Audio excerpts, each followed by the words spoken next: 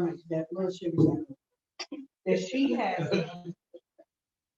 a prayer voice. So her prayer voice has everybody else noticed it. Like when she prays, it's soft. It's sultry. She's been denying it for the past 6 months. Somebody told you that last year. I don't know. She's been denying it since. You sound like him with Quiet Storm. Did she just say the quiet storm? Oh, sweet Jesus. Okay, so, amen. Now that we are, seeking to commune with God, I would like for us to take the time to listen to the song as we set the atmosphere and get ready to receive tonight's message.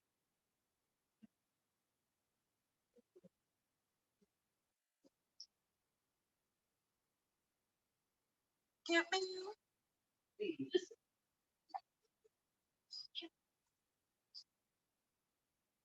give me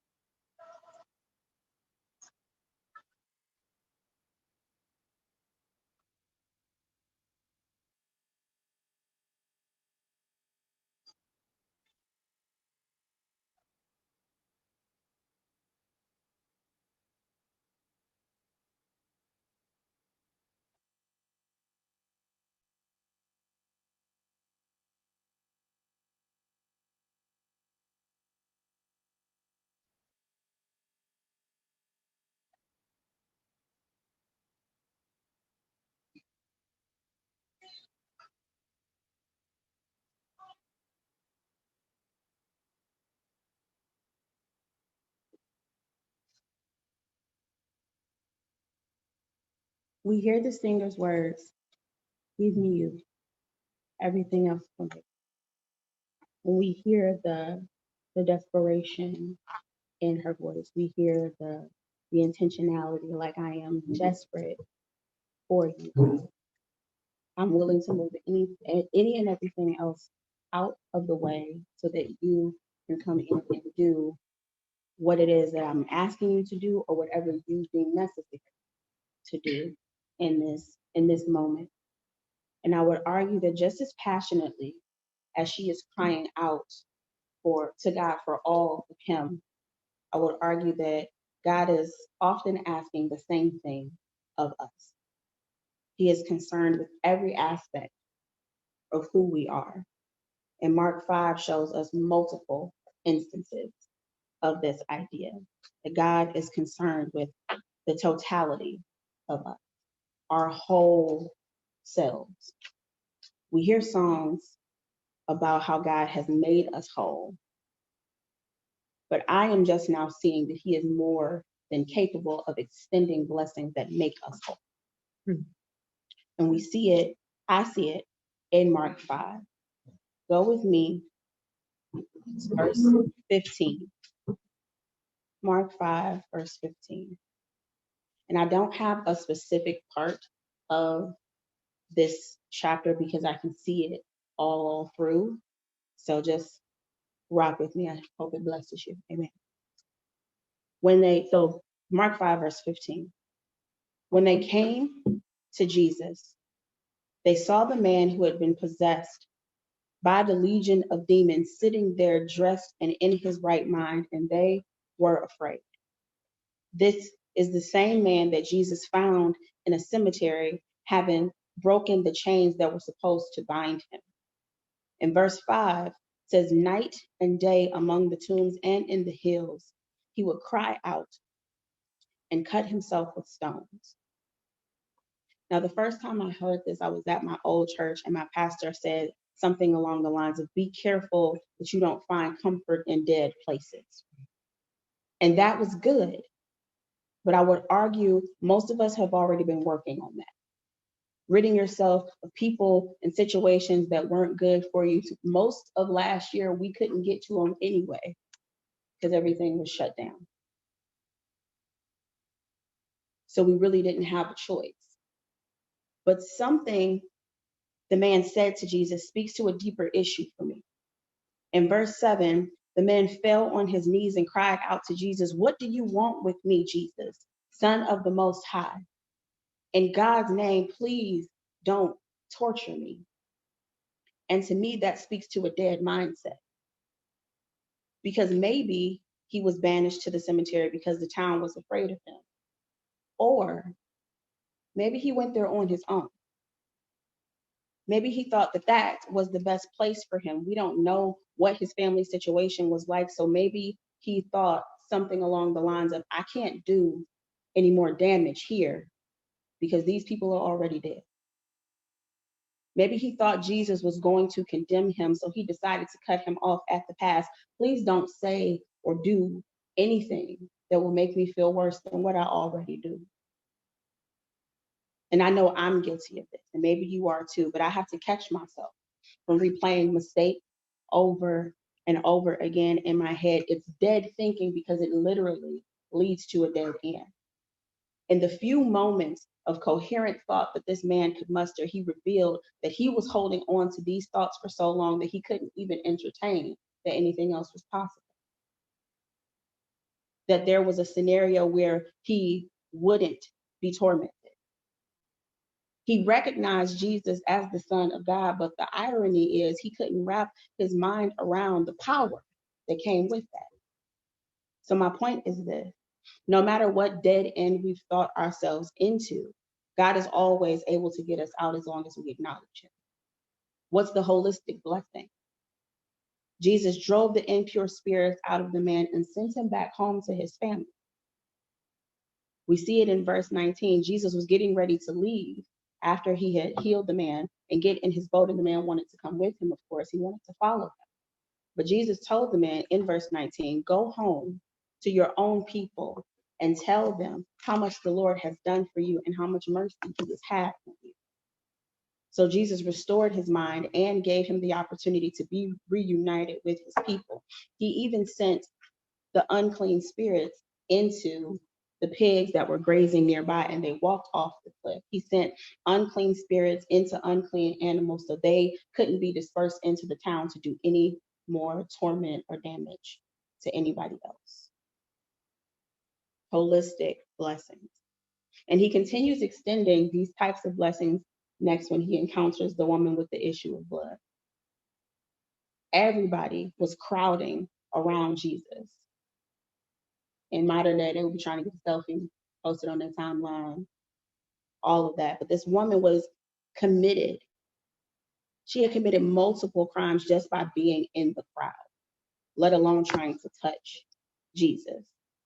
We know women were considered second-class citizens here, so she wasn't supposed to have any kind of contact with a man who had a stature as high as Jesus. In addition, she had been bleeding for 12 years. An Old Testament law, which we know everyone knows, said that she was supposed to be banished to the outskirts of the city until the bleeding stopped. She wasn't supposed to have contact with anyone. She couldn't work because she was banished. She didn't have any money because she had spent years of her money trying to figure out what was going on and find a cure for her condition. So we can assume that she hadn't had a hug, a touch, maybe not even a kind word for 12 years. The good thing is, I doubt that she cared about any of that in the moment because she was determined to get what she needed from Jesus. And when she finally got the touch that she had been looking for all those years, she was relieved of all of her suffering. But Jesus needed to acknowledge her. I can imagine all of the fear maybe instantly came back in the moment that she realized she had to reveal herself. Who touched me? I felt power come out of me. Somebody who believed in me touched me. Who was it? So she does reveal herself. But in verse 34, Jesus eases any fear she may have had and said, "Daughter, your faith has healed you. Go in peace and be freed from your suffering." It doesn't say this in the story, but I think Jesus already knew who touched him. But he wanted to publicly acknowledge her humanity in front of the society, the very society who had rejected her. What's the main idea? No matter how long it's been a part of your life, your sufferings, your weaknesses, your failures don't get to become your new identity. You are worthy of holistic blessing, worthy of acknowledgement, healing, and restoration. And last but definitely not least, all of this is happening in the middle of Jesus going to Jairus' house to heal his sick daughter. On his way back, unfortunately, Jairus got word that his daughter had in fact died. And Jesus catches Jairus before he says anything. In verse 36, Jesus tells Jairus, "Don't be afraid, just believe." Why did Jesus say this? He said this to keep Jairus from doing the public show of grief that was part of the culture during that time. When you find out a loved one has died, you were supposed to cry out, tear your clothes, wear sackcloth, put ash on your face so people knew that you were mourning. But in essence, Jesus is telling Jairus, don't respond out of your grief. I need you to respond out of your belief. Remember why you came to me in the first place. You saw a situation that looked difficult, but you believed that I could fix it. Your situation may have changed, but my power did not. I know there's a certain response that people are expecting you to have right now, but if you engage, you'll block the very power you were looking for me to show in this situation. So Jesus gets to the house, and there's already people there mourning over the little girl's body. Clearly, they hadn't gotten the memo. He tells the people that the little girl isn't dead, but she is actually sleeping, and they laugh at him. Because of this, Jesus put them all out.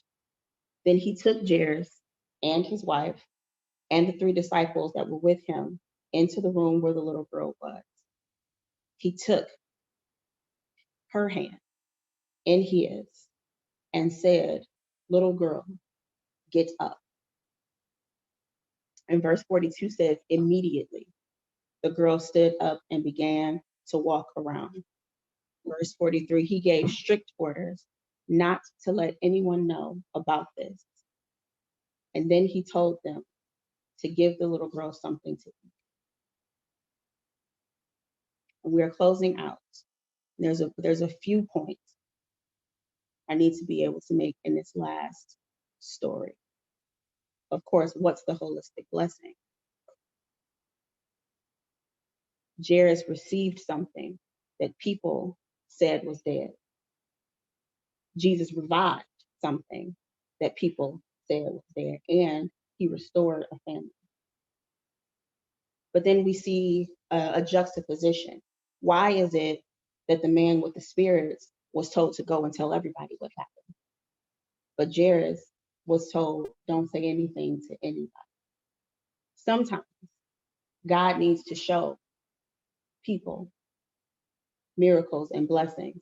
And sometimes God has something for you, and it's just for you.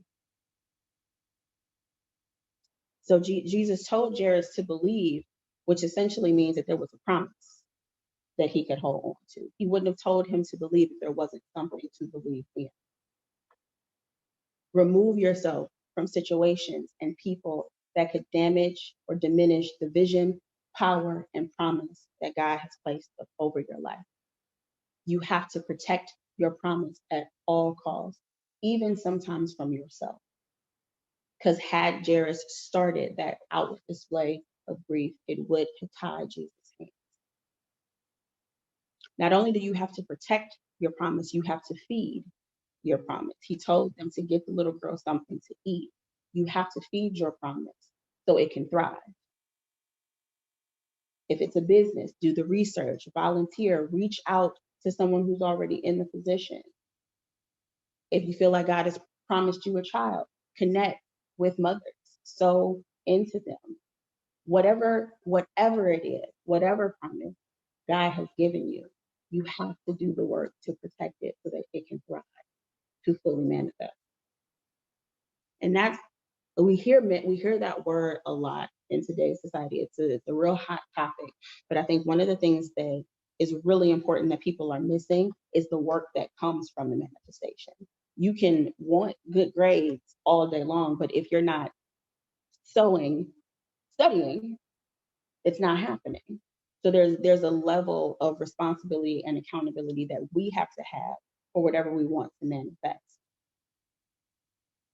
Overall message: be open to God's holistic blessings. He specializes in what seems impossible, and he is concerned with every aspect of who you are. Now, one thing that really hit hard, I did this message actually yesterday, and Dylan said, be careful about the elitist part that people may bring out when this section is talking about Jesus going in with the 3 disciples. The only 3 that were allowed to go on this mission in particular was Peter, James, and John. And those 3 are the ones that are usually with Jesus when he's about to do some serious ministry. So even of the group that may be chosen, there's only a few that can go depending on what it is that God is calling you to do in that moment. So look at it as God chose me, not a proportion of like status or I can't hang with these people because they're not on my level. They can't do what I'm doing. Anything like that. Just being very, very intentional about your promise, your company, your mission, and being open to receive whatever it is that God has for you. Amen. Amen. Mm-hmm. You said he received something declared dead. his family was restored. There was another thing that you said. Oh, that was it. Jairus received something that people thought was dead. Jesus revived something that people thought was dead, and in doing so, he restored a family. Mhm.